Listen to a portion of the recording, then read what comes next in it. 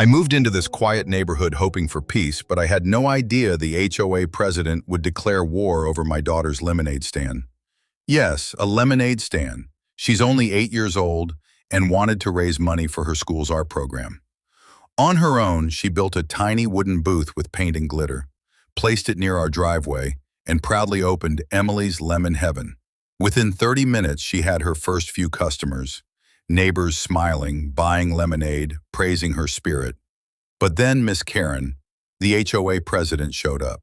She didn't even say hello, just marched up to my daughter and said, "This is unauthorized commercial activity and must be shut down immediately." Emily looked at me in panic. I calmly told her this was just a child's lemonade stand, not a business.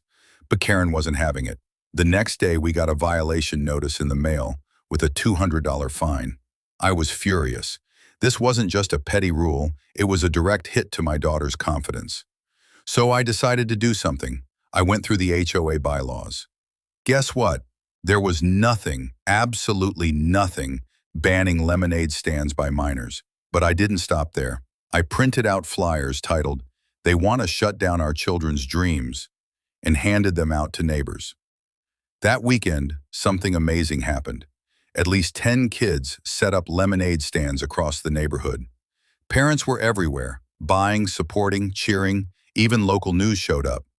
Karen tried calling the cops, but when they arrived and saw kids selling lemonade, they just laughed. The officer even bought 2 cups from Emily.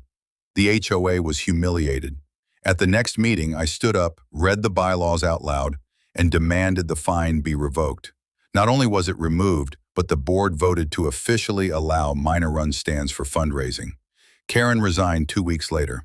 Now, every summer, the Neighborhood Lemon Day is hosted in our cul-de-sac. And Emily? She's the honorary chair. Sometimes, standing up to petty power makes something beautiful grow.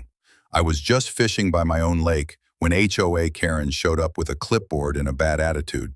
She said I was violating community wildlife protection policies on my own land. Next thing I know, she's calling the cops, claiming I was illegally harvesting fish.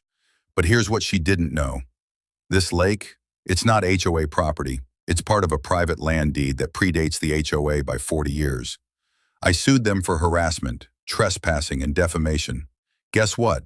The court sided with me. The HOA now owes me $3.2 million in damages. And Karen, she had to step down in shame. All because they tried to find the wrong fisherman.